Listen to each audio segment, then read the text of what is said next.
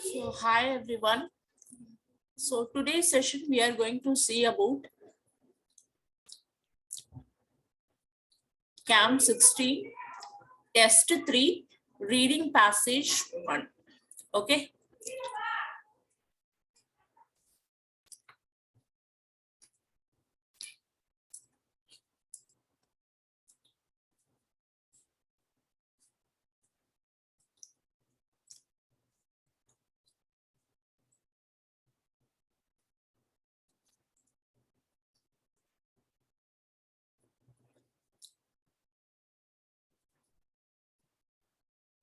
Yes. The heading is Roman shipbuilding and navigation. So it's CAM 16 test 3 reading passage 1. Roman shipbuilding and navigation. Shipbuilding today is based on science, and ships are built using computers and sophisticated tools.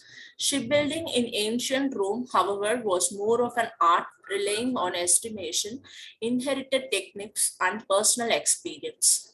The Romans were not traditionally sailors, but mostly land based people who learned to build ships from the people that they conquered, namely the Greeks and the Egyptians.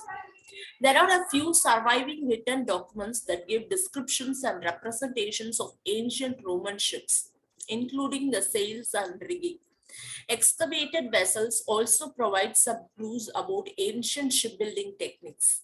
Studies of these have taught us that ancient Roman shipbuilders built the outer hull first, then proceeded with the frame and the rest of the ship. Planks used to build the outer hull were initially sewn together. Starting from the 6th century BCE, they were using they were fixed using a method called mortise and tenon, whereby one plank locked into another without the need for stitching. Then, in the first centuries of the current era, Mediterranean shipbuilders shifted to another shipbuilding method still in use today, which consisted of building the frame first and then proceeding with the hull and the other components of the ship. This method was more systematic and dramatically shortened ship construction times. The ancient Roman built large merchant ships and warships whose size and technology were unequaled until the 16th century CE. Warships were built to be lightweight and very speedy. They had to be able to sail near the coast, which is why they had no ballast or excess load and were built with a long, narrow hull. They did not sink when damaged and often would lie crippled on the sea surface following naval battles. They had a bronze battering ram which was used to pierce the timber hulls or break the oars of enemy vessels. Warships used both wind and human power and were therefore very fast. Eventually, Rome's navy became the largest and most powerful in the Mediterranean, and the Romans had control over what they therefore called Mare Nostrum, meaning RC. There were many kinds of warship. The trireme was a dominant warship from the 7th to 4th century BCE. It had rowers in the top, middle, and lower levels, and approximately 50 rowers in each bank. The rowers at the bottom had the most uncomfortable position as there were under other rowers and were exposed to the water entering through the oar holes. It is worth noting that, the contrary to popular perception, rowers were not slaves but mostly Roman citizens enrolled in the military. The trireme was superseded by large ships with even more rowers. Merchant ships were built to transport lots of cargo over long distances and at a reasonable cost. They had a wider hull, double planking, and a solid interior for added stability. Unlike warships, their V-shaped hull was deep underwater, meaning that they could not sail too close to the coast. They usually had two huge side rudders located off the stern and controlled by a small tiller bar connected to a system of cables. They had from 1 to 3 masts with large square sails and a small triangular sail at the bow. Just like warships, merchant ships used oarsmen, but coordinating the hundreds of rowers in both types of ship was not an easy task. In order to assist them, music would be played on an instrument and oars would then keep time with this. The cargo on merchant ships included raw materials like iron bars, copper, marble, and granite, and agricultural products, example grain from Egypt's Nile Valley. During the empire, Rome was a huge city by ancient standards of about 1 million inhabitants. Goods from all over the world would come to the city through the port of Pozzuoli, situated west of the Bay of Naples in Italy, and through the gigantic port of Ostia, situated at the mouth of the Tiber River.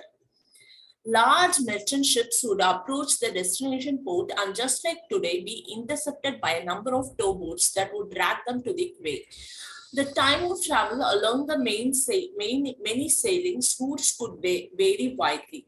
Navigation in ancient Rome did not rely on sophisticated instruments such as compasses, but on experience, local knowledge, and observation of natural phenomena. In conditions of good visibility, seamen in the Mediterranean often had the mainland or island in sight, which greatly facilitated navigation. They sailed by noting their position related to a succession of recognizable landmarks.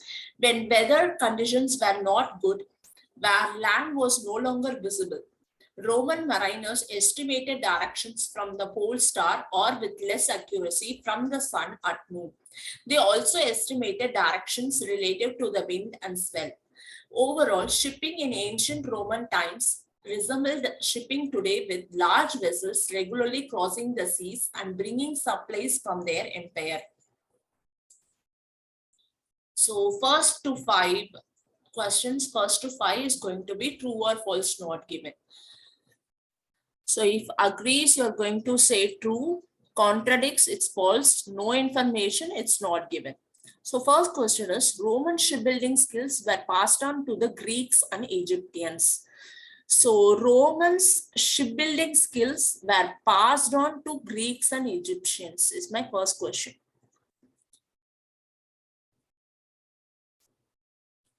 So see this line.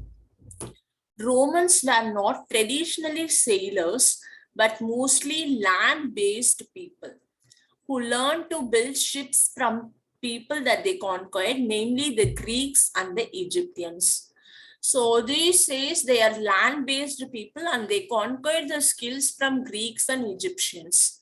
But what is there in the question? It is like Roman shipbuilding skills were passed on to Greeks and Egyptians, which means contradicts the information, so it's false. Understand? Skilled craftsmen were needed for the mortise and tenon method of fixing planks.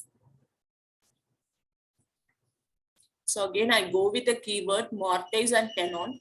So here I have mortise and tenon.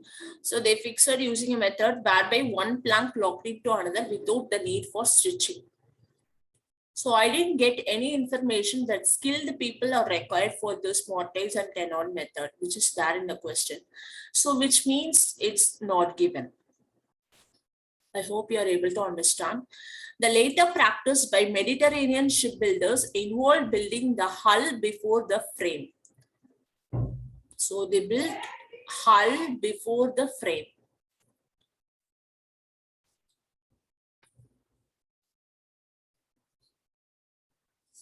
So see this, Mediterranean shipbuilders shifted to another shipbuilding method still in use today, which consisted of building the frame first and then proceeding with the hull. You understand? But what is that in the question? Question was like building the hull before the frame. You understand? So which means contradicts the information. Again, it is going to be a false.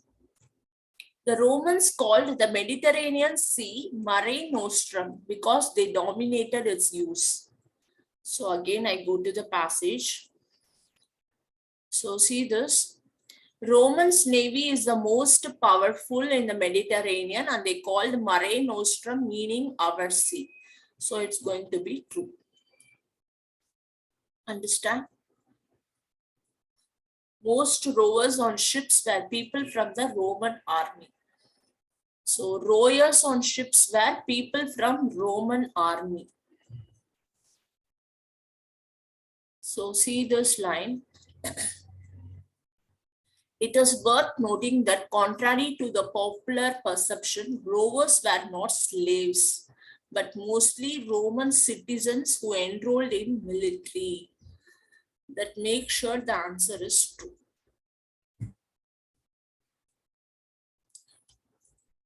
I hope you people are able to understand. So next, choose one word from the passage. Warships were designed so that they were dash and moved quickly. So warships is my keyword and they were moved quickly. Again, I go to the passage. So see this, warships were built to be lightweight and very speedy. Very speedy is nothing but moved quickly. So warships is again my keyword. So what will be my answer? Lightweight. So the answer for sixth one is lightweight. Warships were designed so that they were lightweight and moved quickly. I hope you understand.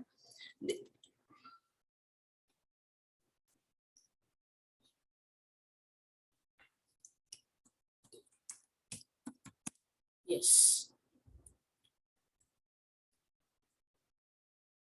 And they often remained afloat after battles and were able to sail close to land as they lacked any additional weight.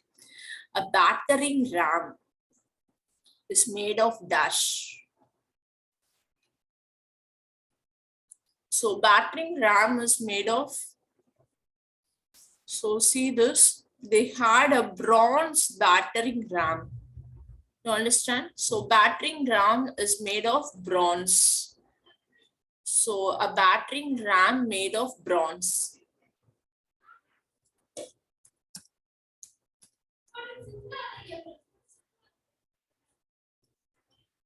Warships and was included in the design for attacking and damaging the timber and oars of enemy ships. Warships such as trireme had rowers on 3 different dash.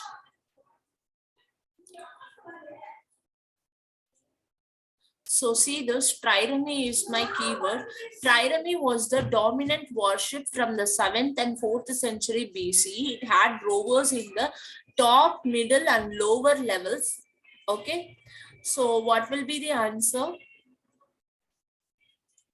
It had 3 different levels. Okay.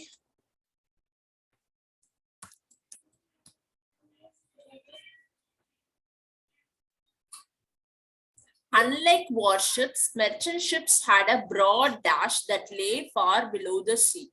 Again, unlike warships is my keyword, merchant ships had a broad dash that lay before the surface of the sea. Understand? So, unlike warships, their V-shaped hull, there indicates it is a merchant ship. So, hull was deep underwater and too close to the coast. So what is the answer? Hull is my answer. Broad hull.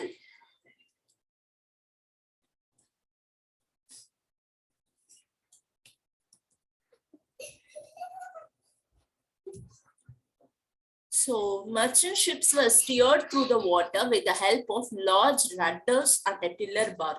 They had a both square and dash sails. So they had square and dash sails. So see this, from they had 1 to 3 mast with large square sails and a small triangular sail at the bow. So square and triangular sails. Could you able to understand? Triangular is my answer.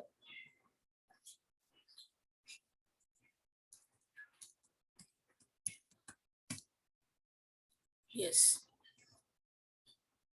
On merchant ships and warships, dash was used to ensure rowers moved their oars in and out of the water at the same time. So what is used for, help them to move in uniform. So see this, in order to assist them, music was played so that oars would keep in time with this. So music assisted them. So see this, answer is music.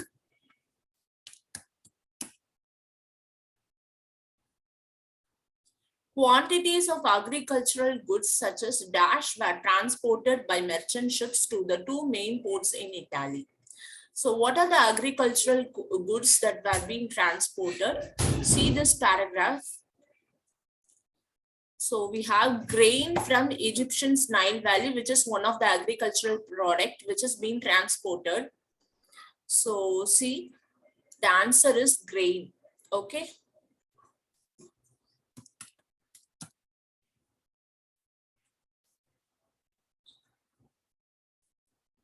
The ships were pulled to the shore by dash. So how do the ships were pulled to the seashore? Again, I go to the passage. See this. Large merchant ships would approach the destination port, just like today, be intercepted by number of towboats that would drag them to the quay. Quay means seashore. So the answer is towboats. Towboats are used to pull the ships to the shore.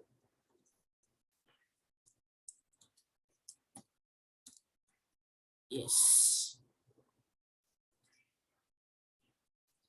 So I hope you understand the passage. This is the way I just gone with the keywords which I found from the questions. I hope this video will be very useful for you. Thank you for your patience.